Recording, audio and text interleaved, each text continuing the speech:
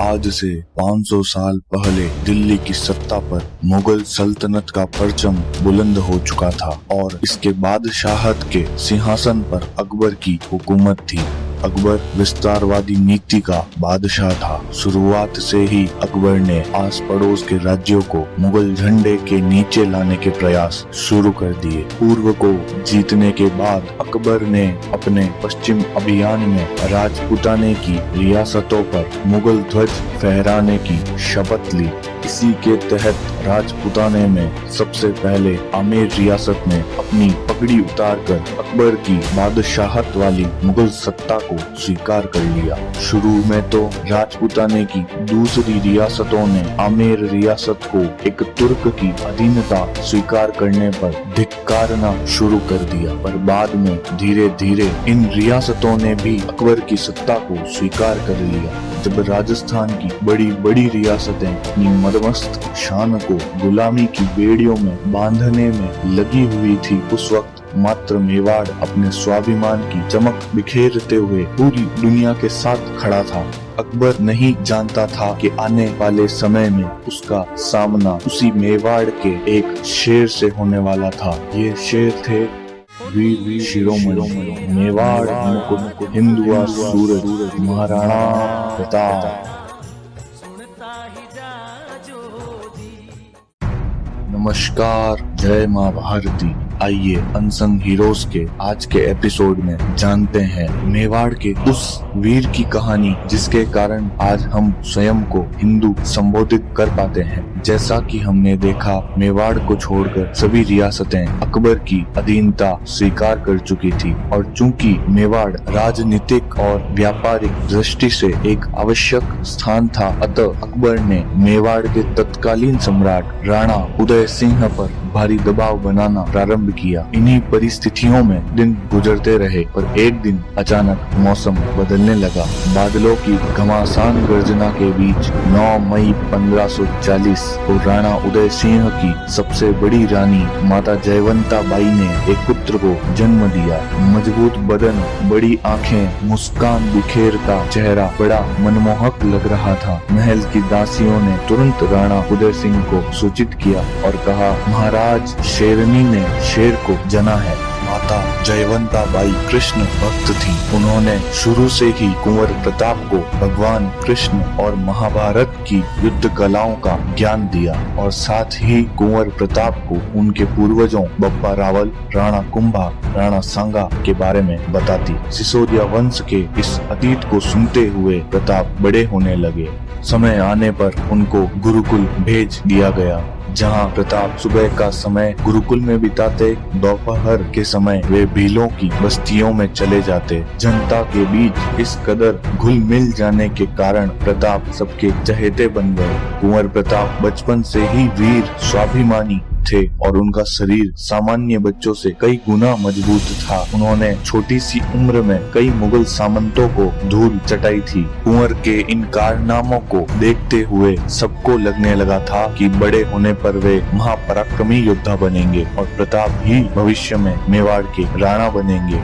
उदय सिंह जी की कई रानियां थी, जिससे उनको कुल 33 संतानें थी, पर उदय सिंह जी की सबसे प्रिय रानी थी धीर बाईसा।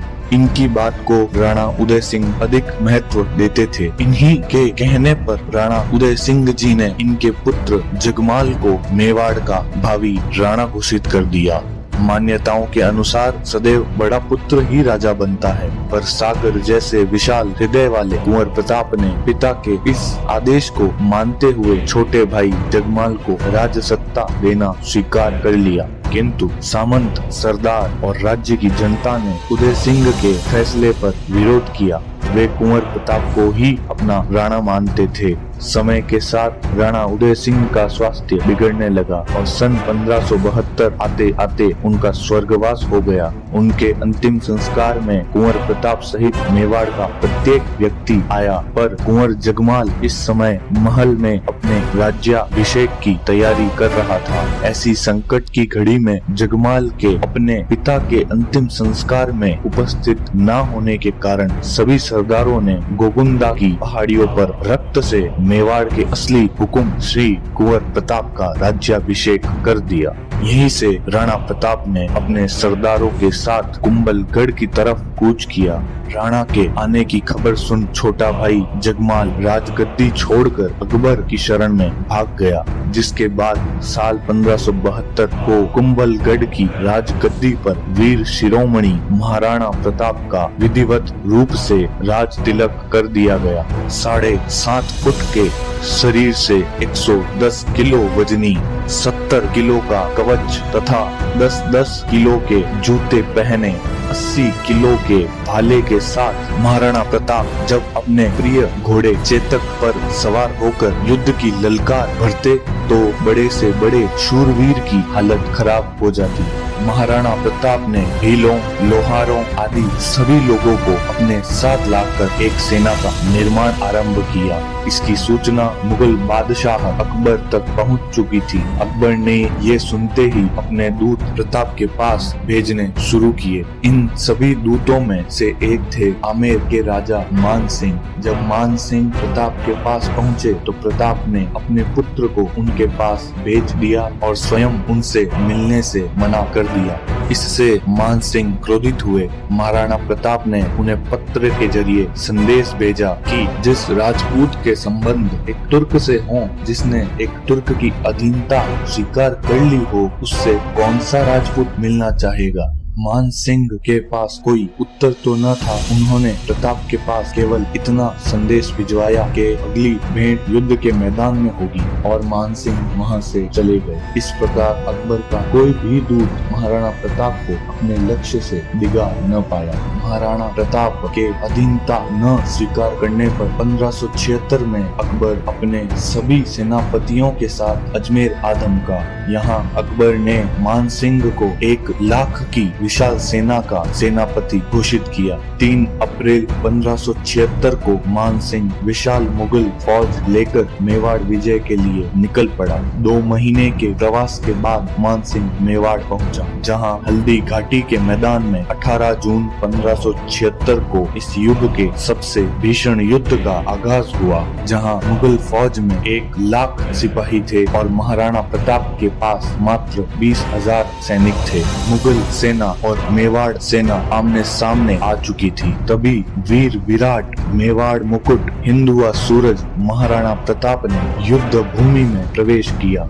राणा श्री के मैदान में आते ही मुगल सेना में दहशत का माहौल फैल गया। प्रताप जिस ओर मुड़ते उस ओर लाशों के ढेर लगते जाते। कोई मुगल सैनिक प्रताप को छेड़ने की हिम्मत नहीं कर पा रहा था। महाराणा प्रताप की सेना ने 3 घंटे में ही लाशों के ढेर लगा दिए। अब प्रताप के सामने आया बहलोल खान, जो अकबर की सेना का सबसे बड़ा सेनाध्यक्ष था। उसने जैसे ही प्रताप के समक्ष तलवार लहराई तो अपनी तलवार की एक काट से प्रताप ने बहलोल खान समेत उसके घोड़े को 2 हिस्सों में चीर डाला। महाराणा प्रताप अब मान सिंह को युद्ध भूमि में ढूंढने निकल पड़े, जिसने कहा था कि अगली मुलाकात युद्ध भूमि में होगी। तभी हुकुम ने देखा कि मान सिंह हाथी पर बैठा था। महाराणा प्रताप ने बड़े वेग से चेतक के अगले पैरों को हाथी के मस्तक पर टिका दिया और अपने भाले से मान सिंह पर करारा प्रहार किया, पर मान सिंह अपने हाथी पर लगे फौज में छुपकर बैठ गया, परंतु राणा श्री के करारे वार से उसका महावत मारा गया।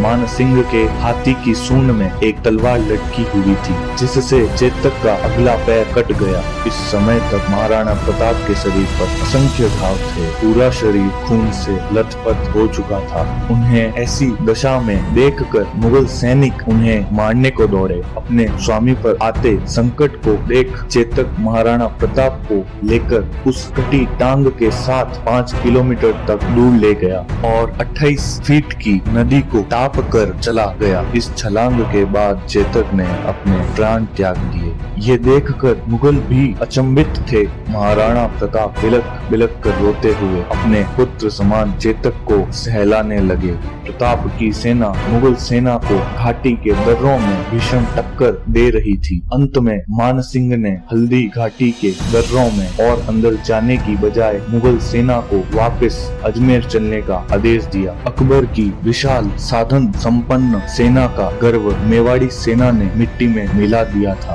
1580 में जब अकबर ने अब्दुल रहीम खान ने खाना को प्रताप को पकड़ने के लिए भेजा तो महाराणा प्रताप के सुपुत्र कुंवर अमर सिंह ने खाना का ध्यान भटकाने के लिए उसकी बेगम सहित उनके परिवार की कई बहू बेटियों को ले आया। जैसे ही महाराणा प्रताप को ये बात पता चली उनको बहुत बुरा अनुभव हुआ, क्योंकि सभी जानते थे कि प्रताप स्त्रियों की बहुत इज्जत करते थे। प्रताप ने तुरंत सभी स्त्रियों से क्षमा मांगते हुए अमर सिंह को उन सभी स्त्रियों को वापस पहुंचाने का आदेश दिया। अकबर ने आगे कई बार महाराणा प्रताप को हराने की कोशिश की, परंतु कभी भी सफल नहीं हो पाया। अंत में अकबर को समझ आ गया कि मेवाड़ के इस शेर को कोई हरा नहीं सकता। अकबर ने अब मेवाड़ का विचार त्याग अन्य राज्यों को जीतने निकल गया। उसके पश्चात महाराणा प्रताप 20 वर्षों तक मेवाड़ पर एक छत्र शासन करते रहे और मेवाड़ को अत्यंत समृद्ध बना दिया। एक दिन किसी शेर का शिकार करते समय इन